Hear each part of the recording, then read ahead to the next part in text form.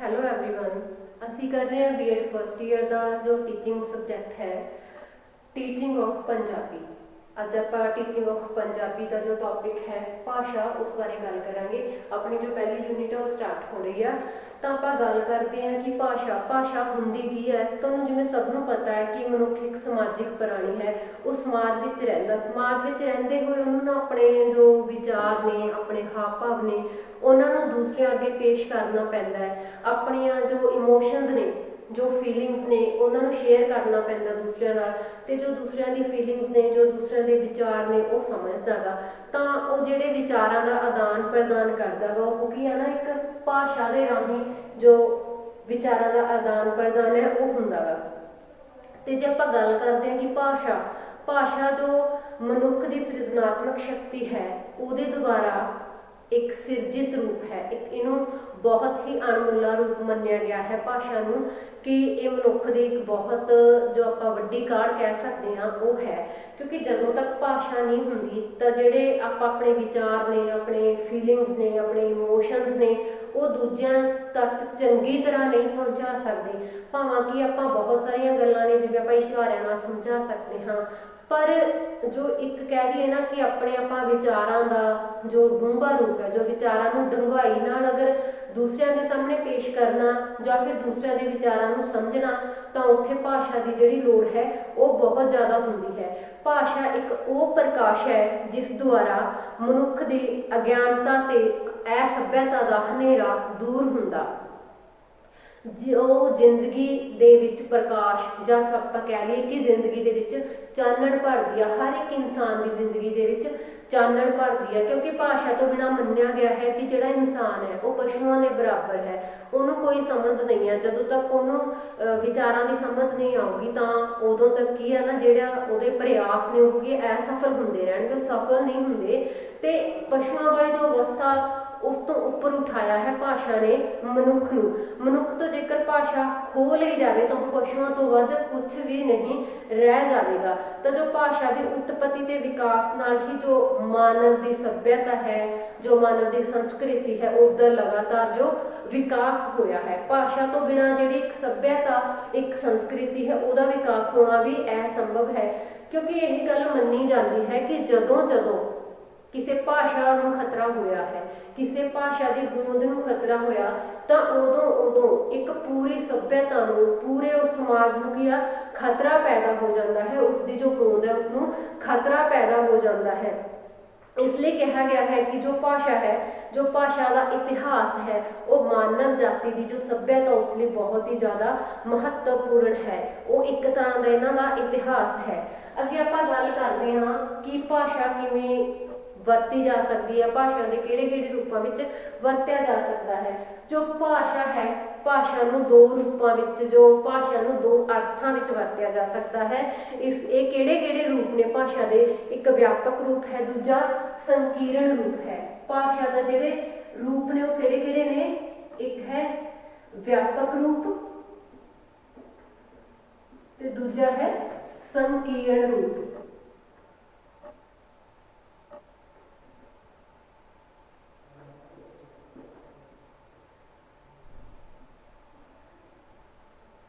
हुण जेकर आप गल करिए कि व्यापक रूप भाषा का किवें हुंदा गा, तो जो भाषा का व्यापक रूप है उहदे विच की हुंदा गा कि भाषा सिर्फ बोली ही नहीं जाती, सिर्फ कि अपनी जबान का भी प्रयोग नहीं होंदा उत्ते, उत्थे विचार वटांदरे लई जो मनुष्य जिहड़ा हैगा मनुख वो भाषा बोलण दे नाल नाल की करदा है, अपनियां जिहड़ियां बाकी इंद्रियां हुंदियां ने, जिवें हत्थ हो गया, पैर हो गया, अखां हो गया, इन्हां दा भी की है यूज़ करता है, इन्हां दा भी वरतों करती है। मतलब एक अपनी बोलण दे नाल नाल, एक जबान का प्रयोग करन दे नाल नाल अपने शरीर दियां बाकी कुछ होर इंद्रियां का प्रयोग जिहड़ा करना वो भाषा के व्यापक रूप विच आ जाता है।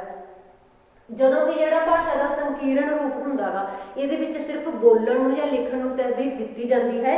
इस विच की है जिहड़ियां अपणियां मनुखी क्रियावां हुंदियां ने, हत्थां पैरां ਦੀਆਂ क्रियावां जां फिर आपां कह दईए कि अखां ਦੀਆਂ क्रियावां वो की हुंदियां ने, असभ्य मन्नियां जांदियां ने, ਉਹਨੂੰ ਸੱਭਿਆ ਨਹੀਂ ਮੰਨਿਆ ਜਾਂਦਾ। ਤੇ ਜੋ ਸੱਭਿਆ ਜਾਤੀਆਂ ਵਿੱਚ ਕਿਹਾ ਜਾਂਦਾ ਕਿ ਇਹ ਧੁਨੀਆਂ ਤੋਂ ਇਲਾਵਾ ਭਾਸ਼ਾ ਹੋਰ ਕੁਝ ਵੀ ਨਹੀਂ ਹੈ, ਸਿਰਫ ਭਾਸ਼ਾ ਵਿੱਚ ਜੋ ਧੁਨੀਆਂ ਦੀ ਸਹਾਇਤਾ ਨਾਲ ਕੰਮ ਲਿਆ ਜਾਂਦਾ ਹੈ। ਮੁੱਖ ਤੌਰ ਤੇ ਜੇ ਧੁਨੀਆਂ ਦੇ ਸਮੂਹ ਹੈ ਉਹਨਾਂ ਨੂੰ ਵੀ ਭਾਸ਼ਾ ਕਿਹਾ ਜਾਂਦਾ ਹੈ। ਤਾਂ ਜਿਹੜੇ ਵੱਖ-ਵੱਖ ਭਾਸ਼ਾ ਵਿਗਿਆਨੀ ਨੇ ਉਹਨਾਂ ਨੇ ਆਪਣੇ ਆਪਣੇ ਵਿਚਾਰਾਂ ਦੇ ਅਨੁਸਾਰ ਜਿਹੜੀ ਭਾਸ਼ਾ ਉਹਦੀਆਂ ਕੁਝ ਪਰਿਭਾਸ਼ਾਵਾਂ ਦਿੱਤੀਆਂ ਨੇ, ਕੁਝ ਡੈਫੀਨੇਸ਼ਨਸ ਦਿੱਤੀਆਂ ਨੇ। ਆਪਾਂ ਗੱਲ ਕਰਦੇ ਹਾਂ ਬ੍ਰਿਟੈਨਿਕਾ ਵਿਸ਼ਵਕੋਸ਼ ਦੀ, ਕਿ ਜੋ ਬ੍ਰਿਟੈਨਿਕਾ ਵਿਸ਼ਵਕੋਸ਼ ਹੈ ਉਹਨੇ ਭਾਸ਼ਾ ਬਾਰੇ ਕੀ ਕਿਹਾ। ਬ੍ਰਿਟੈਨਿਕਾ ਵਿਸ਼ਵਕੋਸ਼ ਨੇ ਕਿਹਾ ਹੈ ਕਿ ਭਾਸ਼ਾ ਤੋਂ ਉਚਾਰਨ ਅੰਗਾਂ ਤੋਂ ਉਚਾਰਿਤ ਉਹਨਾਂ ਧੁਨੀਆਂ ਜਾਂ ਫਿਰ ਪ੍ਰਤੀਕਾਂ ਦਾ ਪ੍ਰਬੰਧ ਹੈ ਭਾਸ਼ਾ, ਜੋ ਇੱਕ ਸਮਾਜ ਦੇ ਲੋਕਾਂ ਲਈ ਆਪਸੀ ਭਾਵਾਂ ਤੇ ਵਿਚਾਰਾਂ ਦੇ ਆਦਾਨ ਪ੍ਰਦਾਨ ਵਿੱਚ ਪ੍ਰਯੋਗ ਹੁੰਦੀ ਹੈ, ਉਹ ਕੀ ਹੈ, ਇੱਕ ਭਾਸ਼ਾ ਹੈ। ਅੱਗੇ ਜੇ ਆਪਾਂ ਗੱਲ ਕਰੀਏ ਜੋ ਵੈਸਟਰਨ ਕੰਟਰੀ ਸੀ, ਜੋ ਪੱਛਮੀ ਦੇਸ਼ ਸੀ, ਉਹਨਾਂ ਦੇ ਇੱਕ ਭਾਸ਼ਾ ਵਿਗਿਆਨੀ ਸੀ ਸਵੀਟ। ਜੋ ਭਾਸ਼ਾ ਵਿਗਿਆਨੀ ਸਵੀਟ ਸੀ ਉਹਨਾਂ ਦੇ ਅਨੁਸਾਰ ਭਾਸ਼ਾ ਕੀ ਹੈ, ਉਹਨਾਂ ਨੇ ਕਿਹਾ ਹੈ ਕਿ ਭਾਸ਼ਾ ਧੁਨੀਆਂ ਦੁਆਰਾ ਮਾਨਵ ਦੇ ਪ੍ਰਗਟਾਅ ਦਾ ਸਾਧਨ ਹੈ। ਕਿ ਜਿਹੜੀ ਭਾਸ਼ਾ ਹੈ ਉਹਨਾਂ ਧੁਨੀਆਂ ਨੂੰ ਜਦੋਂ ਆਪਾਂ ਆਵਾਜ਼ਾਂ 'ਚ ਕੱਢਦੇ ਹਾਂ ਤਾਂ ਉਹਨਾਂ ਦੁਆਰਾ ਜਿਹੜੇ ਮਾਨਵ ਦੇ ਭਾਵ ਨੇ, ਮਾਨਵ ਇਨਸਾਨ ਦੇ ਜੋ ਵਿਚਾਰ ਨੇ ਜਦੋਂ ਪੇਸ਼ ਕਰਦਾ ਉਹ ਧੁਨੀਆਂ ਦੁਆਰਾ, ਤਾਂ ਉਹ ਭਾਸ਼ਾ ਹੈ। ਇੱਕ ਆਪਣੇ ਭਾਰਤ ਦੇ ਜੋ ਪ੍ਰਸਿੱਧ ਭਾਸ਼ਾ ਵਿਗਿਆਨੀ ਰਹੇ ਨੇ ਪਤੰਜਲੀ ਮੁਨੀ, ਉਹਨਾਂ ਨੇ ਕੀ ਕਿਹਾ ਭਾਸ਼ਾ ਬਾਰੇ। ਜੋ ਪਤੰਜਲੀ ਮੁਨੀ ਨੇ ਉਹਨਾਂ ਅਨੁਸਾਰ ਭਾਸ਼ਾ ਕੀ ਹੈ ਕਿ ਜਿਸ ਨਾਲ ਅਸੀਂ ਆਪਣੇ ਵਿਚਾਰਾਂ ਨੂੰ ਸਪਸ਼ਟ ਸ਼ਬਦਾਂ ਰਾਹੀਂ ਦੂਜਿਆਂ ਅੱਗੇ ਪੇਸ਼ ਕਰਦੇ ਹਾਂ ਜਾਂ ਦੂਜਿਆਂ ਅੱਗੇ ਪ੍ਰਗਟ ਕਰਦੇ ਹਾਂ, ਉਹ ਕੀ ਹੈ, ਭਾਸ਼ਾ ਹੈ। ਜਿਸ ਨਾਲ ਅਸੀਂ ਆਪਣੇ ਵਿਚਾਰਾਂ ਨੂੰ ਸਪਸ਼ਟ ਸ਼ਬਦਾਂ ਦੁਆਰਾ ਪ੍ਰਗਟ ਕਰਦੇ ਹਾਂ, ਉਹ ਵੀ ਕੀ ਹੈ, ਭਾਸ਼ਾ ਹੈ। ਜੇ ਆਪਣੇ ਵਿਚਾਰਾਂ ਦੂਸਰਿਆਂ ਨੂੰ ਦੱਸਦੇ ਹਾਂ, ਉਹ ਵੀ ਕੀ ਹੈ, ਭਾਸ਼ਾ। ਅੱਗੇ ਆਪਾਂ ਗੱਲ ਕਰਦੇ ਹਾਂ ਕਿ ਨੇਚਰ ਆਫ ਲੈਂਗੁਏਜ, ਕਿ ਜੋ ਭਾਸ਼ਾ ਹੈ ਉਹਦੀ ਪ੍ਰਕਿਰਤੀ ਕਿਹੋ ਜਿਹੀ ਹੈ ਤੇ ਭਾਸ਼ਾ ਨੂੰ ਆਪਾਂ ਮਤਲਬ ਕਿਵੇਂ ਸਿੱਖ ਸਕਦੇ ਹਾਂ, ਉਹਦੀ ਕੀ ਪ੍ਰਕਿਰਤੀ ਆ। ਤਾਂ ਸਭ ਤੋਂ ਪਹਿਲਾਂ ਆਪਾਂ ਗੱਲ ਕਰਦੇ ਹਾਂ ਕਮਾਇਆ ਧਨ, ਕਿ ਜਿਹੜੇ ਭਾਸ਼ਾ ਉਹ ਕਮਾਉਣ ਵਾਲਾ ਧਨ ਹੈ। ਭਾਸ਼ਾ ਕੋਈ ਪ੍ਰੋਪਰਟੀ ਨਹੀਂ ਆ ਕਿ ਜਿਹੜੀ ਸਾਨੂੰ ਆਪਣੇ ਵੱਡੇ ਵਡੇਰਿਆਂ ਤੋਂ ਮਿਲਦੀ ਜਾਵੇ, ਆਪਾਂ ਨੂੰ ਕੋਈ ਉਹਦੇ ਵਿੱਚ ਕਮਾਉਣੀ ਨਾ ਪਵੇ ਜਾਂ ਆਪਾਂ ਨੂੰ ਕੋਈ ਉਹਦੇ ਵਿੱਚ ਮਿਹਨਤ ਨਾ ਕਰਨੀ ਪਵੇ। ਹਮੇਸ਼ਾ ਦੇਖਿਆ ਜਾਂਦਾ ਹੈ ਕਿ ਜਿਹੜਾ ਬੱਚਾ ਹੈ ਜੋ ਭਾਸ਼ਾ ਸਿੱਖਦਾ ਉਹ ਆਪਣੇ ਜਿਹੜੇ ਵਾਤਾਵਰਣ ਹੈ, ਆਪਣੇ ਆਲਾ ਦੁਆਲਾ ਹੈ, ਉੱਥੋਂ ਹੀ ਜੋ ਭਾਸ਼ਾ ਸਿੱਖਦਾ ਹੈ। ਹੁਣ ਆਪਾਂ ਗੱਲ ਕਰਦੇ ਹਾਂ ਕਿ ਛੋਟਾ ਬੱਚਾ ਭਾਸ਼ਾ ਕਿਹੜੀ ਸਿੱਖਦਾ ਗਾ। ਹੁਣ ਛੋਟਾ ਬੱਚਾ ਉਹੀ ਭਾਸ਼ਾ ਸਿੱਖੂਗਾ ਜਿਹੜੀ ਕਿ ਉਹਦੇ ਘਰ ਵਿੱਚ ਬੋਲੀ ਜਾਂਦੀ ਹੈ, ਉਹਦੇ ਮਾਂ ਪਿਓ ਦੁਆਰਾ ਬੋਲੀ ਜਾਂਦੀ ਹੈ। ਤਾਂ ਉਹ ਬੱਚੇ ਦੀ ਕੀ ਹੁੰਦੀ ਆ, ਉਹ ਮਾਤ ਭਾਸ਼ਾ ਹੁੰਦੀ ਆ, ਉਹ ਮਦਰ ਟੰਗ ਹੁੰਦੀ ਆ। ਬੱਚਾ ਕੀ ਹੁੰਦਾ ਗਾ, ਮਾਂ ਬੋਲੀ ਨੂੰ ਆਪਣੇ ਘਰੋਂ ਹੀ ਜੋ ਸਿੱਖਦਾ ਹੈ। ਤਾਂ ਇਹਦੇ ਵਿੱਚ ਕੀ ਹੈ ਕਿ ਹੈਰੀਡਿਟੀ ਦੀ ਕੋਈ ਭੂਮਿਕਾ ਨਹੀਂ ਹੁੰਦੀ, ਠੀਕ ਹੈ। ਹੈਰੀਡਿਟੀ ਦੀ ਭੂਮਿਕਾ ਐਵੇਂ ਨਹੀਂ ਹੁੰਦੀ ਕਿ ਫੋਰ ਐਗਜ਼ਾਮਪਲ ਉਦਾਹਰਣ ਦੇ ਤੌਰ ਤੇ ਆਪਾਂ ਗੱਲ ਕਰਦੇ ਹਾਂ ਕਿ ਜੋ ਬੱਚਾ ਹੈਗਾ ਪੰਜਾਬੀ ਘਰਾਣੇ ਵਿੱਚ ਪੈਦਾ ਹੋਇਆ ਹੈ, ਪਰ ਅਗਰ ਉਹਨੂੰ ਆਪਾਂ ਕਹਿ ਲਈਏ ਕਿ ਹਿੰਦੂ ਘਰਾਣੇ ਦੇ ਲੋਕਾਂ ਨੇ ਅਡਾਪਟ ਕਰ ਲਿਆ ਗਿਆ ਹੈ, ਤਾਂ ਉਹ ਪੰਜਾਬੀ ਭਾਸ਼ਾ ਹੈਰੀਡਿਟੀ ਉਹ ਨਹੀਂ ਸਿੱਖ ਜੂਗਾ, ਕਿਉਂਕਿ ਉੱਥੇ ਹਿੰਦੀ ਬੋਲਦਿਆਂ ਨੂੰ ਸਿੱਖੂਗਾ ਤਾਂ ਆਟੋਮੈਟਿਕਲੀ ਕੀ ਆ, ਹਿੰਦੀ ਭਾਸ਼ਾ ਸਿੱਖ ਲੂਗਾ। ਤਾਂ ਹਿੰਦੀ ਭਾਸ਼ਾ ਸਿੱਖਣ ਦਾ ਉਹਦਾ ਕੀ ਕਾਰਨ ਆ, ਕਿਉਂਕਿ ਉਹ ਆਪਣੇ ਆਲੇ ਦੁਆਲੇ ਕੀ ਆ, ਹਿੰਦੀ ਬੋਲਦੇ ਸੁਣੂਗਾ। ਤਾਂ ਇਸ ਕਰਕੇ ਕੀ ਆ, ਜੋ ਭਾਸ਼ਾ ਹੈ ਉਹ ਕਮਾਉਣ ਵਾਲਾ ਧਨ ਹੈ। ਬੱਚੇ ਨੂੰ ਜੋ ਉਹ ਬੋਲਦਾ ਸੁਣੂਗਾ, ਬੱਚਾ ਉਹ ਵੀ ਕੀ ਆ, ਬੋਲਣਾ ਸਿੱਖੂਗਾ। ਅੱਗੇ ਆਪਾਂ ਗੱਲ ਕਰਦੇ ਹਾਂ ਅਨੁਕਰਨ ਦੀ।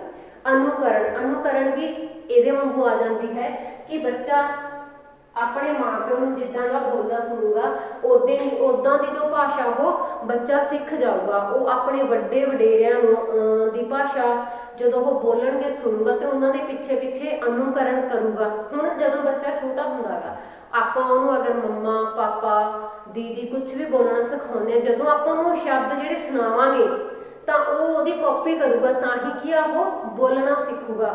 ਅਗਰ ਕਿਸੇ ਬੱਚੇ ਨੂੰ ਜਨਮ ਤੋਂ ਹੀ ਮਨੁੱਖ ਜਾਤੀ ਨਾਲੋਂ ਅੱਡ ਕਰਕੇ ਰੱਖ ਦਿੱਤਾ ਜਾਵੇ, ਕੀ ਉਹ ਭਾਸ਼ਾ ਸਿੱਖ ਸਕੂਗਾ? ਉਹ ਕਦੇ ਵੀ ਭਾਸ਼ਾ ਨਹੀਂ ਸਿੱਖ ਸਕਦਾ। ਉੱਥੇ ਕੀ ਆ, ਉਹਦਾ ਜਿਹੜਾ ਭਾਸ਼ਾ ਦਾ ਗਿਆਨ ਹੋਊਗਾ ਉਹ ਸਿਫਰ ਹੋਊਗਾ, ਭਾਸ਼ਾ ਦਾ ਗਿਆਨ ਉਹਨੂੰ ਜ਼ੀਰੋ ਹੋਊਗਾ, ਕਿਉਂਕਿ ਜਦੋਂ ਤੱਕ ਉਹ ਕੁਝ ਸੁਣੂਗਾ ਨਹੀਂ ਤਾਂ ਕਾਪੀ ਕਿਸ ਚੀਜ਼ ਦੀ ਕਰੂਗਾ। ਤਾਂ ਇਸ ਕਰਕੇ ਕੀ ਆ, ਭਾਸ਼ਾ ਹੈਗੀ ਆ ਜਿਹੜੀ ਉਹ ਅਨੁਕਰਨ ਕਰਕੇ ਸਿੱਖੀ ਜਾ ਸਕਦੀ ਹੈ। ਅੱਗੇ ਆਪਾਂ ਗੱਲ ਕਰਦੇ ਹਾਂ ਨਿਰੰਤਰ ਗਤੀਸ਼ੀਲ। ਭਾਸ਼ਾ ਹੈਗੀ ਆ ਨਾ ਜਿਹੜੀ, ਇਹ ਨਿਰੰਤਰ ਗਤੀਸ਼ੀਲ ਹੈ, ਇਹ ਹਮੇਸ਼ਾ ਚੱਲਦੀ ਰਹਿੰਦੀ ਹੈ। ਇਹ ਨਾ ਇੱਕ ਪਾਣੀ ਦੇ ਪ੍ਰਵਾਹ ਵਾਂਗੂ ਹੈ, ਜਿਹੜਾ ਭਾਸ਼ਾ ਦਾ ਪ੍ਰਵਾਹ ਉਹ ਕਿਤੇ ਰੁਕਦਾ ਨਹੀਂ ਹੈਗਾ ਗਾ। ਟਾਈਮ ਦੇ ਨਾਲ ਨਾਲ, ਸਮੇਂ ਦੇ ਨਾਲ ਨਾਲ ਇਹਦੇ ਵਿੱਚ ਕੀ ਆ, ਪਰਿਵਰਤਨ ਆਉਂਦੇ ਰਹਿੰਦੇ ਨੇ।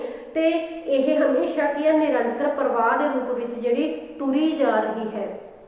ਜਿਹੜੀ ਪ੍ਰਾਚੀਨ ਸਮੇਂ ਵਿੱਚ ਭਾਸ਼ਾ ਬੋਲੀ ਜਾਂਦੀ ਸੀ, ਜਿਹੜੀ ਅੱਜ ਦੀ ਭਾਸ਼ਾ ਬੋਲੀ ਜਾਂਦੀ ਆ, ਉਹਦੇ ਵਿੱਚ ਕਿਤੇ ਨਾ ਕਿਤੇ ਕਈ ਅੱਖਰਾਂ 'ਚ ਬਹੁਤ ਹੀ ਜ਼ਿਆਦਾ ਫਰਕ ਨੇ, ਕਈ ਅੱਖਰ ਅਲੋਪ ਹੋ ਗਏ ਨੇ, ਹੁੰਦੇ ਜਾ ਰਹੇ ਨੇ, ਔਰ ਕਈ ਅੱਖਰ ਕੀ ਹੈ ਜਿਹੜੇ ਨਵੇਂ ਉਸ ਵਿੱਚ ਜੁੜਦੇ ਜਾ ਰਹੇ ਨੇ। ਤਾਂ ਇਸ ਦਾ ਜਿਹੜਾ ਪ੍ਰਵਾਹ ਹੈ ਆਦਿ ਤੋਂ ਲੈ ਕੇ ਅੰਤ ਤੱਕ ਇਸ ਦਾ ਕੁਛ ਨਹੀਂ ਪਤਾ ਕਿ ਕਦੋਂ ਇਹ ਚੱਲਿਆ ਸੀ ਤੇ ਕਿਵੇਂ ਇਹ ਸ਼ੁਰੂ ਹੋਇਆ ਸੀ। ਬਸ ਸਾਨੂੰ ਇਹ ਪਤਾ ਕਿ ਇਹ ਪ੍ਰਵਾਹ ਕਿਤੋਂ ਚੱਲਿਆ ਹੋਇਆ ਹੈ ਔਰ ਲਗਾਤਾਰ ਕੀ ਹੈ ਇਹ ਚੱਲਦਾ ਜਾ ਰਿਹਾ ਹੈ। ਹਮੇਸ਼ਾ ਕੀ ਹੈ ਨਾ ਮਨੁੱਖ ਨੂੰ ਲਿਖਦਾ ਆਇਆ ਹੈ ਤੇ ਅਗਾਂਹ ਵੀ ਇਸ ਨੂੰ ਜਿਹੜਾ ਹੋਰ ਸਿੱਖਣ ਦਾ ਪ੍ਰਯੋਗ ਆ ਉਹ ਹਮੇਸ਼ਾ ਕਰਦਾ ਆ ਰਿਹਾ ਹੈ ਔਰ ਕਰਦਾ ਰਹੇਗਾ ਹਮੇਸ਼ਾ। ਅੱਗੇ ਆਪਾਂ ਗੱਲ ਕਰਦੇ ਹਾਂ ਨਿਰੰਤਰ ਪਰਿਵਰਤਨਸ਼ੀਲ। ਮਤਲਬ ਕੀ ਹੈ ਕਿ ਇਹਦੇ ਵਿੱਚ ਨਾ ਨਿਰੰਤਰ ਪਰਿਵਰਤਨ ਹੁੰਦੇ ਆ ਰਹੇ ਨੇ। ਪਰਿਵਰਤਨ ਮਤਲਬ ਅੱਖਰਾਂ ਦੀ ਵਾਧ ਘਾਟ ਹੈ ਜੋ ਉਹ ਹੁੰਦੀ ਆ ਰਹੀ ਹੈ, ਅੱਖਰਾਂ ਦੇ ਜੋ ਉਚਾਰਨ ਦਾ ਤਰੀਕਾ ਹੈ ਉਹ ਵੱਖ-ਵੱਖ ਹੁੰਦਾ ਆ ਰਿਹਾ ਹੈ। ਇਹ ਫਰਕ ਉਦੋਂ ਪੈਂਦਾ ਹੈ ਜਦੋਂ ਅਸੀਂ ਕਈ ਵਾਰ ਕੀ ਕਰਦੇ ਹਾਂ ਆਪਦੀ ਸਹੂਲੀਅਤ ਲਈ ਅੱਖਰਾਂ ਨੂੰ ਜਾਂ ਵਾਕਾਂ ਨੂੰ ਤੋੜ ਮਰੋੜ ਕੇ ਬੋਲਣਾ ਸ਼ੁਰੂ ਕਰ ਦਿੰਦੇ ਆ। ਕਦੀ ਉਹ ਸਿਰਫ ਇੱਕ ਆਪਣੀ ਸਹੂਲੀਅਤ ਲਈ ਬੋਲੇ ਜਾਂਦੇ ਨੇ ਤੇ ਫਿਰ ਇਹ ਕੀ ਹੁੰਦਾ ਇੱਕ ਟ੍ਰੈਂਡ 'ਚ ਆ ਜਾਂਦਾ, ਇਹ ਭਾਸ਼ਾ ਦਾ ਇੱਕ ਹਿੱਸਾ ਹੀ ਬਣ ਜਾਂਦਾ ਹੈ। ਤਾਂ ਇਸ ਦੀ ਜਿਹੜੀ ਪਰਿਵਰਤਨਸ਼ੀਲਤਾ ਹੈ ਉਹ ਨਿਹਿਤ ਹੈ, ਕਿਉਂਕਿ ਪਰਿਵਰਤਨ ਤੋਂ ਬਿਨਾਂ ਕਿਸੇ ਵੀ ਚੀਜ਼ ਦਾ ਜੋ ਵਿਕਾਸ ਨਹੀਂ ਹੋ ਸਕਦਾ। ਜਦੋਂ ਕਿਸੇ ਵੀ ਚੀਜ਼ ਦਾ ਵਿਕਾਸ ਹੁੰਦਾ ਹੈ ਤਾਂ ਉਸ ਵਿੱਚ ਕੀ ਆ ਪਰਿਵਰਤਨ ਆਉਣਾ ਉਸ ਵਿੱਚ ਲਾਜ਼ਮੀ ਹੈ। ਹਰੇਕ ਭਾਸ਼ਾ ਦੇ ਪੁਰਾਤਨ ਰੂਪ ਵਿੱਚ ਤੇ ਜਿਹੜਾ ਅੱਜ ਦਾ ਰੂਪ ਹੈ ਉਹਦੇ ਵਿੱਚ ਕਾਫੀ ਜੋ ਪਰਿਵਰਤਨ ਨੇ ਉਹ ਸਾਨੂੰ ਦੇਖਣ ਨੂੰ ਮਿਲਦੇ ਹਨ। ਮਨੁੱਖ ਜਾਤੀ ਹੈ ਜੋ ਜਾਂ ਮਨੁੱਖ ਆਪਾਂ ਕਹਿ ਦਈਏ ਕਿ ਜੋ ਵੀ ਸਮਾਜ ਹੈ ਉਹ ਵੀ ਕੀ ਹੈ ਇੱਕ ਪਰਿਵਰਤਨਸ਼ੀਲ ਹੈ ਤੇ ਭਾਸ਼ਾ ਦਾ ਪਰਿਵਰਤਨਸ਼ੀਲ ਹੋਣਾ ਭਾਸ਼ਾ ਦੇ ਵਿਕਾਸ ਦੀ ਨਿਸ਼ਾਨੀ ਹੈ। ਅੱਗੇ ਆਪਾਂ ਗੱਲ ਕਰਦੇ ਹਾਂ ਕਿ ਮੂਲ ਰੂਪ ਵਿੱਚ ਮੌਖਿਕ। ਜਿਹੜੀ ਭਾਸ਼ਾ ਹੈ ਉਹ ਮੂਲ ਰੂਪ ਵਿੱਚ ਮੌਖਿਕ ਹੈ। ਜਿਵੇਂ ਹੁਣ ਆਪਾਂ ਗੱਲ ਕਰਦੇ ਹਾਂ ਕਿ ਜਦੋਂ ਭਾਸ਼ਾ ਸਟਾਰਟਿੰਗ ਤੋਂ ਬਣੀ ਸੀ ਤਾਂ ਉਸ ਨੂੰ ਨਾ ਬੋਲਿਆ ਜਾਂਦਾ ਸੀ, ਉਸਨੂੰ ਉਸ ਟਾਈਮ ਤੇ ਲਿਖਿਆ ਨਹੀਂ ਜਾਂਦਾ ਸੀਗਾ। ਤਾਂ ਹੌਲੀ ਹੌਲੀ ਜਦੋਂ ਉਹ ਬੋਲਦੇ ਗਏ ਤੇ ਫਿਰ ਉਹਦੇ ਵਿੱਚ ਜਿਹੜੀਆਂ ਧੁਨੀਆਂ ਸੀ ਫਿਰ ਉਹਨੂੰ ਕੁਝ ਆਕਾਰ ਦੇਣੇ ਸਟਾਰਟ ਕਰਤੇ ਤਾਂ ਜਿਸ ਨਾਲ ਕੀ ਹੈ ਭਾਸ਼ਾ ਲਿਖਤੀ ਰੂਪ ਵਿੱਚ ਆ ਗਿਆ। ਜਦੋਂ ਭਾਸ਼ਾ ਦਾ ਮੂਲ ਰੂਪ ਮੌਖਿਕ ਹੈ ਤੇ ਇਸ ਕਰਕੇ ਇਸ ਨੂੰ ਜਦੋਂ ਫਾਰਸੀ ਵਿੱਚ ਜ਼ਬਾਨ ਕਿਹਾ ਜਾਣ ਲੱਗਿਆ ਸੀਗਾ ਤਾਂ ਅੱਜ ਵੀ ਕੀ ਹੈ ਇਸ ਨੂੰ ਜ਼ਬਾਨ ਕਿਹਾ ਜਾਂਦਾ ਹੈ, ਭਾਸ਼ਾ ਜਾਂ ਫਿਰ ਜ਼ਬਾਨ ਕਿਹਾ ਜਾਂਦਾ ਹੈ ਇਸ ਨੂੰ। ਤੇ ਲੈਟਿਨ ਭਾਸ਼ਾ ਵਿੱਚ ਕੀ ਹੈ ਇਸ ਨੂੰ ਲਿੰਗਵਾ ਦੇ ਨਾਮ ਤੋਂ ਜਾਣਿਆ ਜਾਂਦਾ ਹੈ। ਭਾਸ਼ਾ ਦਾ ਜੋ ਲਿਖਤੀ ਰੂਪ ਹੈ ਉਹ ਜੋ ਭਾਸ਼ਾ ਦੀ ਲਿਪੀ ਆਉਣ ਤੋਂ ਬਾਅਦ ਵਿੱਚ ਕੀ ਹੈ ਪ੍ਰਚਲਿਤ ਹੋਇਆ ਤੇ ਸੱਭਿਅਤਾ ਔਰ ਸੰਸਕ੍ਰਿਤੀ ਦਾ ਜੋ ਰੱਖ ਰਖਾਵ ਹੈ ਉਹ ਲਿਖਤੀ ਰੂਪ ਨੇ ਬਹੁਤ ਹੀ ਜ਼ਿਆਦਾ ਸਹਾਇਤਾ ਕੀਤੀ ਹੈ ਸੰਸਕ੍ਰਿਤੀ ਤੇ ਜੋ ਸੱਭਿਅਤਾ ਦੀ ਰਖਵਾਲੀ ਕਰਨ ਲਈ। ਅੱਗੇ ਆਪਾਂ ਗੱਲ ਕਰਦੇ ਹਾਂ ਚਿੰਨ੍ਹਾਤਮਕ। ਜੋ ਭਾਸ਼ਾ ਹੈ ਉਹ ਚਿੰਨ੍ਹਾਤਮਕ ਹੈ ਕਿਉਂਕਿ ਲਿਖਤੀ ਰੂਪ ਵਿੱਚ ਜਦੋਂ ਆਪਾਂ ਆਪਣੇ ਵਿਚਾਰਾਂ ਨੂੰ ਲਿਖਦੇ ਹਾਂ ਤਾਂ ਕੁਝ ਚਿੰਨ੍ਹਾਂ ਦਾ ਪ੍ਰਯੋਗ ਕਰਦੇ ਹਾਂ। ਜਦੋਂ ਧੁਨੀਆਂ ਦਾ ਜੋ ਆਕਾਰ ਹੈ ਉਹਨਾਂ ਨੂੰ ਕੀ ਕਿਹਾ ਇੱਕ ਉਹ ਚਿੰਨ੍ਹ ਨੇ ਇੱਕ ਤਰ੍ਹਾਂ ਦੇ। ਇਸ ਲਈ ਕੀ ਹੈ ਭਾਸ਼ਾ ਹੈਗੀ ਆ ਜੋ ਉਹ ਚਿੰਨ੍ਹਾਤਮਕ ਹੈ ਕਿਉਂਕਿ ਭਾਸ਼ਾ ਦੀ ਜੋ ਲਿਪੀ ਹੈ ਡਾਇਰੈਕਟ ਹੀ ਭਾਸ਼ਾ ਨੂੰ ਇਸੇ ਲਿਪੀ ਵਿੱਚ ਜਾਂ ਇਸੇ ਅੱਖਰਾਂ ਵਿੱਚ ਨਹੀਂ ਲਿਖਿਆ ਗਿਆ ਸੀ। ਇਹ ਬਹੁਤ ਸੋਚ ਕੇ ਇੱਥੋਂ ਤੱਕ ਪਹੁੰਚੀ ਹੈ। ਕਦੇ ਇਹਨੂੰ ਚਿੱਤਰ ਬਣਾਏ ਗਏ ਸੀ, ਕਦੇ ਫਿਰ ਇਹਨੂੰ ਜੋ ਲਿਖਿਆ ਗਿਆ ਸੀ ਉਸ ਤੋਂ ਬਾਅਦ ਉਹ ਲਿਪੀ 'ਚ ਹੋਰ ਫੇਰ ਬਦਲ ਕਰਕੇ ਜੋ ਅੱਖਰਾਂ ਦੀ ਬਣਾਵਟ ਹੈ ਉਹ ਚੇਂਜ ਹੋਈ ਤਾਂ ਕੀ ਹੈ ਇਹ ਚਿੰਨ੍ਹਾਤਮਕ ਹੈ ਭਾਸ਼ਾ। ਅੱਗੇ ਆਪਾਂ ਗੱਲ ਕਰਦੇ ਹਾਂ ਸੱਭਿਅਤਾ ਨਾਲ ਸੰਬੰਧ। ਸੱਭਿਅਤਾ ਨਾਲ ਸੰਬੰਧ ਤੋਂ ਕੀ ਮਤਲਬ ਹੈ ਕਿ ਹਰ ਭਾਸ਼ਾ ਦਾ ਕੋਈ ਨਾ ਕੋਈ ਪਿਛੋਕੜ ਹੈ, ਕੋਈ ਨਾ ਕੋਈ ਉਸਦੀ ਸੰਸਕ੍ਰਿਤੀ ਹੈ ਜਿਸ ਕਾਰਨ ਉਸਦਾ ਜੋ ਵਿਕਾਸ ਹੁੰਦਾ ਹੈ, ਉਸਦਾ ਜੋ ਚਿਤਰਨ ਹੁੰਦਾ ਹੈ। ਇਸ ਲਈ ਜੋ ਸੱਭਿਅਤਾ ਹੁੰਦੀ ਹੈ ਉਹ ਵੀ ਭਾਸ਼ਾ ਤੋਂ ਪ੍ਰਭਾਵਿਤ ਹੁੰਦੀ ਹੈ ਤੇ ਜਿਹੜੀ ਭਾਸ਼ਾ ਉਹ ਵੀ ਸੱਭਿਅਤਾ ਤੋਂ ਪ੍ਰਭਾਵਿਤ ਹੁੰਦੀਆਂ ਨੇ। ਤਾਂ ਸੱਭਿਅਤਾ ਅਤੇ ਭਾਸ਼ਾ ਦਾ ਆਪਸ ਵਿੱਚ ਕੀ ਆ ਗੂੜਾ ਸੰਬੰਧ ਹੈ। ਇਸ ਲਈ ਜੋ ਇਹ ਪਾਈ ਨੇ ਉਹਨਾਂ ਨੇ ਕਿਹਾ ਸੀਗਾ ਕਿ ਜੋ ਭਾਸ਼ਾ ਦੀ ਕਹਾਣੀ ਹੈ ਉਹ ਇੱਕ ਸਿਰਫ ਭਾਸ਼ਾ ਦੀ ਕਹਾਣੀ ਨਾ ਹੋ ਕੇ ਇੱਕ ਪੂਰੀ ਸੱਭਿਅਤਾ ਦੀ ਕਹਾਣੀ ਹੈ। ਅੱਗੇ ਆਪਾਂ ਗੱਲ ਕਰਦੇ ਹਾਂ ਸੰਸਕ੍ਰਿਤਿਕ ਵਸਤੂ। ਸੰਸਕ੍ਰਿਤਿਕ ਵਸਤੂ ਕਿ ਮਾਨਵ ਵਿਗਿਆਨੀਆਂ ਅਨੁਸਾਰ ਭਾਸ਼ਾ ਇਹੋ ਜਿਹੀ ਵਸਤੂ ਹੈ ਜਿਸ ਨੂੰ ਆਪਾਂ ਪਰੰਪਰਾ ਤੋਂ ਪ੍ਰਾਪਤ ਕਰਦੇ ਹਾਂ। ਇਸ ਦੀ ਰੱਖਿਆ ਕਰਕੇ ਅਸੀਂ ਸੰਸਕ੍ਰਿਤੀ ਨੂੰ ਜਿਉਂਦੇ ਰੱਖ ਸਕਦੇ ਹਾਂ ਕਿਉਂਕਿ ਜੋ ਸੰਸਕ੍ਰਿਤੀ ਹੈ ਔਰ ਭਾਸ਼ਾ ਹੈ ਉਹ ਇੱਕ ਦੂਜੇ ਨਾਲ ਜੁੜੀਆਂ ਹੋਈਆਂ ਨੇ। ਪੰਜਾਬੀ ਭਾਸ਼ਾ ਪੰਜਾਬੀ ਸੰਸਕ੍ਰਿਤੀ ਨਾਲ ਜੁੜੀ ਹੋਈ ਹੈ, ਹਿੰਦੀ ਭਾਸ਼ਾ ਜੋ ਹਿੰਦੂ ਸੰਸਕ੍ਰਿਤੀ ਉਹਦੇ ਨਾਲ ਜੁੜੀ ਹੋਈ ਹੈ। ਤਾਂ ਜਦੋਂ ਆਪਾਂ ਆਪਣੀ ਸੰਸਕ੍ਰਿਤੀ ਨੂੰ ਜਿਉਂਦੇ ਰੱਖਣਾ ਤਾਂ ਆਪਾਂ ਉਸਦੀ ਭਾਸ਼ਾ ਨੂੰ ਜਿਉਂਦੇ ਰੱਖਣਾ ਬਹੁਤ ਜ਼ਿਆਦਾ ਜ਼ਰੂਰੀ ਹੈ। ਅੱਗੇ ਆਪਾਂ ਗੱਲ ਕਰਦੇ ਹਾਂ ਅਨੇਕ ਰੂਪਤਾ ਤੇ ਭਿੰਨਤਾ। ਅਨੇਕ ਰੂਪਤਾ ਤੇ ਭਿੰਨਤਾ ਤੋਂ ਕੀ ਮਤਲਬ ਹੈ ਕਿ ਭਾਸ਼ਾ ਮਨੁੱਖ ਸਮਾਜ ਵਿੱਚ ਰਹਿ ਕੇ ਇੱਕ ਦੂਸਰੇ ਤੋਂ ਸਿੱਖਦਾ ਹੈ। ਮਨੁੱਖ ਜਿਵੇਂ ਇੱਕ ਸਮਾਜਿਕ ਪ੍ਰਾਣੀ ਹੈ, ਉਹਦਾ ਇਕੱਲਿਆਂ ਦਾ ਗੁਜ਼ਾਰਾ ਨਹੀਂ ਹੋ ਸਕਦਾ। ਉਹਨੂੰ ਆਪਣਾ ਜੋ ਜ਼ਿੰਦਗੀ ਚੰਗੇ ਤਰੀਕੇ ਨਾਲ ਜਿਉਣ ਲਈ ਜੋ ਸਮਾਜਿਕਤਾ ਦਾ ਉਹਦੇ ਵਿੱਚ ਹੋਣਾ ਬਹੁਤ ਜ਼ਰੂਰੀ ਹੈ। ਸਮਾਜੀਕਰਨ ਕਰਨਾ ਪੈਂਦਾ ਹੈ ਉਹਨੂੰ ਆਪਣੇ ਆਪ ਨੂੰ। ਤਾਂ ਜਦੋਂ ਸਮਾਜ ਵਿੱਚ ਰਹਿੰਦਾ ਹੈ ਉੱਥੇ ਅਨੇਕਾਂ ਤਰ੍ਹਾਂ ਦੇ ਲੋਕ, ਅਨੇਕਾਂ ਧਰਮਾਂ, ਅਨੇਕਾਂ ਭਾਸ਼ਾ ਬੋਲਣ ਵਾਲੇ ਜੋ ਲੋਕ ਇੱਕ ਦੂਜੇ ਨਾਲ ਮਿਲ ਕੇ ਰਹਿੰਦੇ ਨੇ। ਇਸ ਕਰਕੇ ਜੋ ਵਿਅਕਤੀਗਤ ਭਿੰਨਤਾ ਔਰ ਇੱਕ ਜਿਹੜੀ ਉਹਦੀ ਭਾਸ਼ਾ ਦੀ ਭਿੰਨਤਾ ਹੈ ਜਾਂ ਧਰਮ ਦੀ ਭਿੰਨਤਾ ਹੈ, ਤਾਂ ਉਹ ਭਾਸ਼ਾ ਜੋ ਉਚਾਰਨ ਹੈ ਜਾਂ ਪੂਰੀ ਭਾਸ਼ਾ ਉਹ ਅਲੱਗ-ਅਲੱਗ ਤਰੀਕੇ ਨਾਲ ਬੋਲਦੇ ਨੇ, ਤਾਂ ਉਸ ਨਾਲ ਕੀ ਹੁੰਦਾ ਗਾ, ਭਾਸ਼ਾ ਦਾ ਜਿਹੜਾ ਵਿਕਾਸ ਹੁੰਦਾ ਗਾ, ਨਵੀਂ ਭਾਸ਼ਾ ਦੇ ਅੱਖਰ ਜਾਂ ਸ਼ਬਦ ਬਣਦੇ ਹਨ। ਜੋ ਸਰੀਰਕ ਭਿੰਨਤਾ, ਭੂਗੋਲਿਕ ਭਿੰਨਤਾ, ਜਾਤੀ ਭੇਦ ਤੇ ਮਾਨਸਿਕ ਸਥਿਤੀਆਂ ਦੇ ਅੰਤਰ ਕਾਰਨ ਭਾਸ਼ਾ ਵਿੱਚ ਅਨੇਕ ਰੂਪਤਾ ਤੇ ਭਿੰਨਤਾ ਆਉਂਦੀ ਹੈ, ਤਾਂ ਜਿਹੜਾ ਕੀ ਹੈ ਉਹ ਭਾਸ਼ਾ ਦੇ ਵਿਕਾਸ ਦਾ ਕਾਰਨ ਬਣਦੀ ਹੈ। ਤਾਂ ਇਹ ਸੀ ਗੱਲ ਆਪਣੀ ਭਾਸ਼ਾ ਦੀ ਪ੍ਰਕਿਰਤੀ ਦੀ। ਆਪਾਂ ਅੱਗੇ ਗੱਲ ਕਰਦੇ ਹਾਂ ਕਿ ਭਾਸ਼ਾ ਦਾ ਕੀ ਮਹੱਤਵ ਹੈ। ਅੱਗੇ ਆਪਾਂ ਗੱਲ ਕਰਾਂਗੇ importance of language. Language the importance, ਭਾਸ਼ਾ ਦਾ ਮਹੱਤਵ। ਭਾਸ਼ਾ ਹਰ ਇੱਕ ਇਨਸਾਨ ਲਈ ਜ਼ਰੂਰੀ ਹੈ। ਕਿਉਂ ਜ਼ਰੂਰੀ ਹੈ ਭਾਸ਼ਾ ਸਿੱਖਣਾ ਇਨਸਾਨ ਦੇ ਲਈ? Importance of language.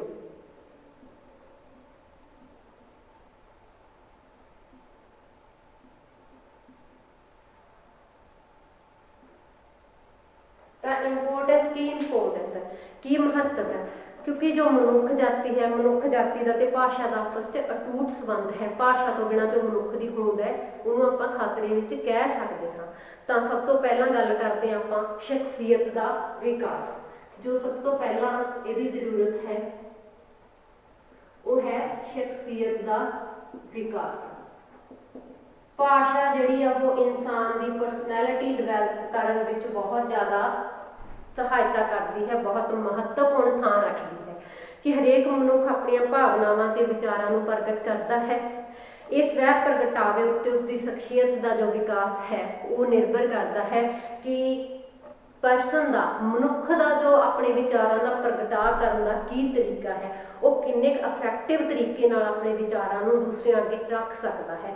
ਤਾਂ ਇਸੇ ਕੀ ਹੈ, ਭਾਸ਼ਾ ਕਰਕੇ ਉਹਦਾ ਜਿਹੜਾ ਬੌਧਿਕ ਵਿਕਾਸ ਹੈ, ਗਿਆਨ ਦਾ ਵਾਧਾ ਹੈ ਉਹ ਹੁੰਦਾ ਹੈ। ਉਹਦਾ ਸਮਾਜਿਕ ਤੇ ਜਿਹੜਾ ਬੌਧਿਕ ਵਿਕਾਸ ਹੈ ਉਹ ਹੁੰਦਾ ਹੈ। ਸਮਾਜੀਕਰਨ ਕਰਨ ਵਿੱਚ ਬਹੁਤ ਸਹਾਇਤਾ ਕਰਦੀ ਹੈ ਕਿ ਜਿਹੜੇ ਉਹਦੇ ਸ਼ਖਸੀਅਤ ਦਾ ਵਿਕਾਸ ਕਰਨ ਦਾ ਕਾਰਨ ਬਣਦੀਆਂ ਹਨ। ਤਾਂ ਸ਼ਖਸੀਅਤ ਦਾ ਵਿਕਾਸ ਕਰਨ ਲਈ ਮਨੁੱਖ ਨੂੰ ਭਾਸ਼ਾ ਦੀ ਜਾਣਕਾਰੀ ਹੋਣਾ ਬਹੁਤ ਜ਼ਰੂਰੀ ਹੈ।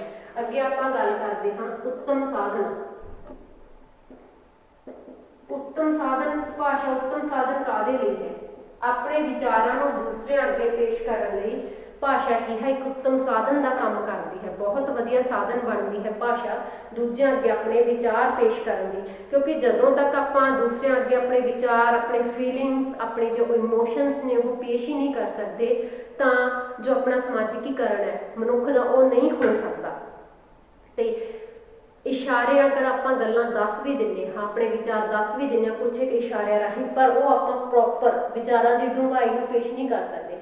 ਇਸ ਲਈ ਅਗਰ ਆਪਾਂ ਵਿਚਾਰਾਂ ਨੂੰ ਪੂਰੀ ਡੂੰਘਾਈ ਨਾਲ ਪੇਸ਼ ਕਰਨਾ ਹੈ ਤਾਂ ਕੀ ਆਪਾਂ ਨੂੰ ਭਾਸ਼ਾ ਦੀ ਜ਼ਰੂਰਤ ਹੈ, ਲੈਂਗੁਏਜ ਦੀ ਸਾਨੂੰ ਸਹਾਇਤਾ ਲੈਣੀ ਪੈਂਦੀ ਹੈ। ਤਾਂ ਅੱਗੇ ਆਪਾਂ ਗੱਲ ਕਰਦੇ ਹਾਂ ਗਿਆਨ ਦੀ ਸੁਰੱਖਿਆ। ਗਿਆਨ ਦੀ ਸੁਰੱਖਿਆ। ਹੁਣ ਭਾਸ਼ਾ ਹੈਗੀ ਜਿਹੜੀ ਉਹ ਗਿਆਨ ਦੀ ਸੁਰੱਖਿਆ ਕਿਵੇਂ ਕਰਦੀ ਹੈ? ਜਦੋਂ ਆਪਾਂ ਇੱਕ ਗਿਆਨ ਨੂੰ ਲਿਖਤੀ ਰੂਪ ਵਿੱਚ ਸਾਂਭ ਕੇ ਰੱਖ ਲੈਂਦੇ ਹਾਂ ਤਾਂ ਉਹ ਪੀੜ੍ਹੀ ਦਰ ਪੀੜ੍ਹੀ ਅੱਗੇ ਚੱਲਦਾ ਰਹਿੰਦਾ ਹੈ। ਕਿਉਂਕਿ ਭਾਸ਼ਾ ਸਿਰਫ ਬੋਲੀ ਜਾਣ ਵਾਲੀ ਨਹੀਂ ਹੈ, ਭਾਸ਼ਾ ਰਾਹੀਂ ਆਪਾਂ ਲਿਖ ਕੇ ਵੀ ਆਪਣੇ ਵਿਚਾਰ ਹੈ ਜਿਹੜੇ ਦੱਸ ਸਕਦੇ ਹਾਂ। ਤੇ ਜਦੋਂ ਆਪਾਂ ਕਿਸੇ ਗਿਆਨ ਨੂੰ ਕਿਤਾਬਾਂ ਵਿੱਚ ਲਿਖ ਕੇ ਰੱਖ ਦਿੰਦੇ ਹਾਂ ਤਾਂ ਜਿਹੜਾ ਸਾਡਾ ਗਿਆਨ ਆ ਉਹ ਸਦੀਆਂ ਤੱਕ ਹੈ, ਉਹ ਸੇਫ ਹੋ ਜਾਂਦਾ ਗਾ। ਤਾਂ ਗਿਆਨ ਦੀ ਸੁਰੱਖਿਆ ਕੀ ਹੈ? ਕਿਸੇ ਗਿਆਨ ਨੂੰ ਆਪਾਂ ਬੋਲ ਕੇ ਇੱਕ ਦੂਜੇ ਨੂੰ ਦੱਸਦੇ ਹਾਂ ਤਾਂ ਉਹ ਜਵਾਨੀ ਪੀੜ੍ਹੀ ਦਰ ਪੀੜ੍ਹੀ ਜਾਂਦਾ, ਪਰ ਗਿਆਨ ਨੂੰ ਪੂਰੇ ਰੂਪ ਵਿੱਚ, ਪੂਰਨ ਰੂਪ ਵਿੱਚ ਪੀੜ੍ਹੀ ਦਰ ਪੀੜ੍ਹੀ ਅੱਗੇ ਲੈ ਕੇ ਜਾਣ ਵਾਸਤੇ ਅਸੀਂ ਉਹਨੂੰ ਕਿਤਾਬਾਂ ਦੇ ਰੂਪ ਵਿੱਚ ਲਿਖ ਕੇ, ਜੋ ਪੜ੍ਹ ਕੇ ਆਪਾਂ ਜੋ ਗਿਆਨ ਹੈ ਉਹ ਪ੍ਰਾਪਤ ਕਰ ਸਕਦੇ ਹਾਂ। ਤੇ ਜੋ ਨਵੇਂ ਗਿਆਨ ਦਾ ਆਧਾਰ ਬਣਦਾ ਹੈ ਪੁਰਾਣੇ ਆਪਾਂ ਅਨੁਭਵਾਂ ਦੇ ਅਨੁਸਾਰ ਕੁਝ ਨਵਾਂ ਸਿੱਖਣ ਦੀ ਜੋ ਆਪਾਂ ਨੂੰ ਕੋਸ਼ਿਸ਼ ਰਹਿੰਦੀ ਹੈ, ਆਪਾਂ ਬਹੁਤ ਕੁਝ ਜੋ ਨਵਾਂ ਸਿੱਖ ਸਕਦੇ ਹਾਂ। ਤਾਂ ਇਸ ਤਰ੍ਹਾਂ ਜਿਹੜਾ ਭਾਸ਼ਾ ਹੈ ਉਹ ਸਾਡਾ ਗਿਆਨ ਸਾਂਭ ਕੇ ਰੱਖਣ ਵਿੱਚ ਬਹੁਤ ਹੀ ਮਹੱਤਵਪੂਰਨ ਭੂਮਿਕਾ ਹੈ ਜੋ ਅਦਾ ਕਰਦੀ ਹੈ। ਅੱਗੇ ਆਪਾਂ ਗੱਲ ਕਰਦੇ ਹਾਂ ਗਿਆਨ ਦਾ ਵਿਕਾਸ।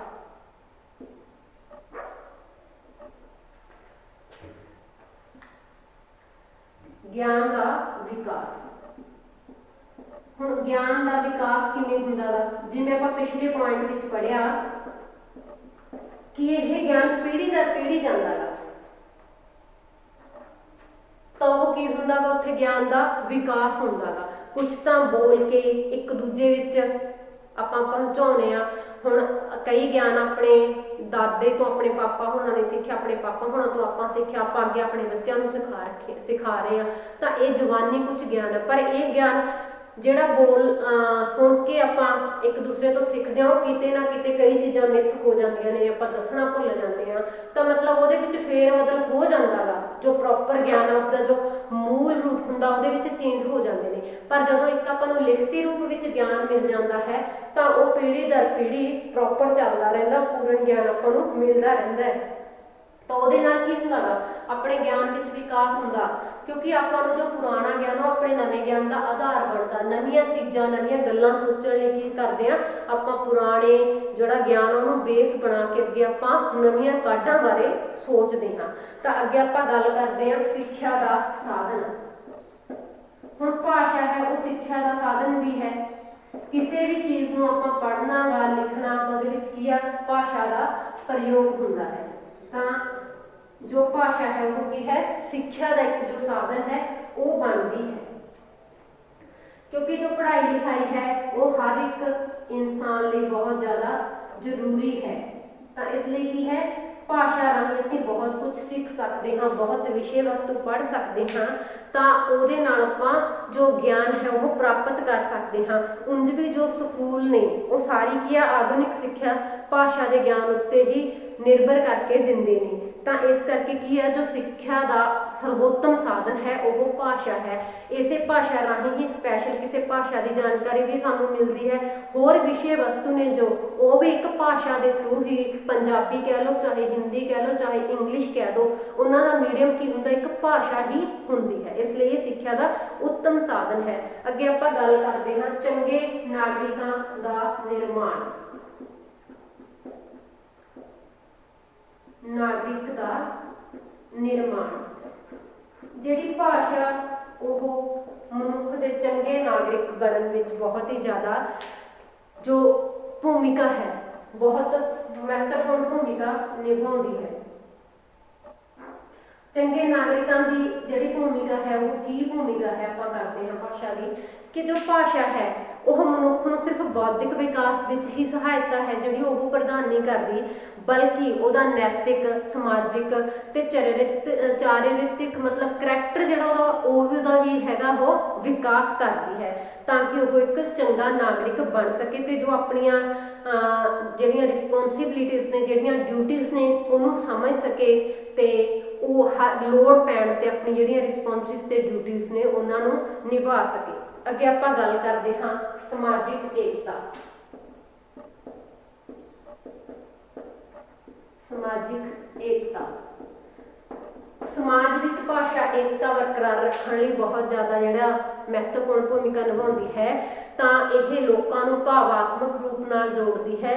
ਇਹ ਆਮ ਤੌਰ ਤੇ ਦੇਖਿਆ ਗਿਆ ਕਿ ਇੱਕ ਭਾਸ਼ਾ ਬੋਲਣ ਵਾਲੇ ਲੋਕ ਆਪਸ 'ਚ ਬਹੁਤ ਮਿਲ ਜੁਲ ਕੇ ਰਹਿੰਦੇ ਨੇ।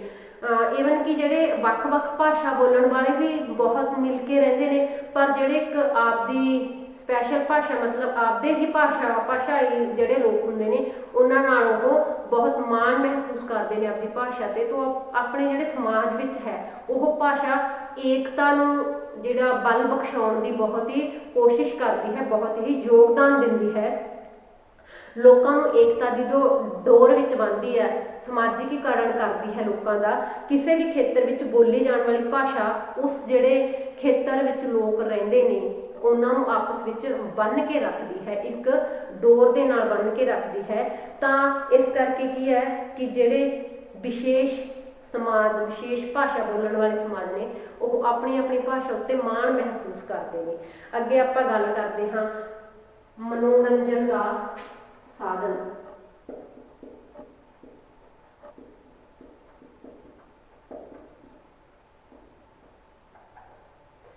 मनोरंजन का साधन हम भाषा किवें है, क्योंकि भाषा में बहुत सारिया किताबां लिखिया जांदियां ने, बहुत सारे रसाले लिखे जाते हैं, तो जिहड़ा मानव जीवन है हमेशा आनंद ते मनोरंजन की भाल विच रहिंदा है, तो वह बहुत सारिया किताबां पढ़दा है, रसाले पढ़दा, वो आपदे खाली जिहड़ा टाइम आ खाली जिहड़ा समा है ਉਹਦੇ ਵਿੱਚ कुछ ना कुछ करन दी जो दी तत्परता हो रहिंदी है। मनुख इत्थे सिर्फ रोटी कमाउण लई नहीं आया, उन्हें आपदा जिहड़ा आनंदमय जीवन भी जिउणा है, आपदियां टेंशनां तो दूर करन लई ਉਹ कुछ किताबां कवितावां जां कहानियां नावल पढ़दा जिहड़ा कि ਉਹਦੇ जिंदगी दी जिहड़े टेंशनस ने वो दूर करदा ते ਉਹਦਾ मनोरंजन करदा है। अगे आपां गल करदे हां राष्ट्रीय या फिर अंतरराष्ट्रीय एकता। राष्ट्रीय या अंतरराष्ट्रीय एकता जिहड़ी भाषा वो वर्ल्ड लैवल ते ठीक है की करती है, लोगों को एकजुट होने ते स्नेहा दिंदी है। संपूर्ण राष्ट्र विच भावात्मक एकता स्थापित करने विच जो राष्ट्र भाषा है, जो राष्ट्र दी चाहे एक भाषा है चाहे ਵੱਖ-ਵੱਖ ਜਿਹੜੀਆਂ ਉਹਦੀਆਂ होर भाषावां ने वो लगा लो, वो एकता भावात्मक एकता लोगों में फैलाने वास्ते बहुत ही ज़्यादा महत्वपूर्ण काम करदियां ने। समूचे राष्ट्र की समाजिक आर्थिक व्यापारिक उद्योगिक ते संसारिक जिहड़ी उन्नति है वो की है भाषा के थ्रू हुंदी है। तो भाषा सिर्फ राष्ट्र लिए ही नहीं अंतरराष्ट्रीय जिहड़ा लैवल है उस ते लोगों को भावात्मक रूप में जोड़न का काम करती है। तो सो अज के लैक्चर विच भाषा बारे आपां इन्ना ही करांगे कि डेफिनेशन नेचर ते इहदी इंपोर्टेंस महत्व आपां लैक्चर विच करी है। नैक्सट टॉपिक आपां नैक्सट लैक्चर विच करांगे। धन्यवाद।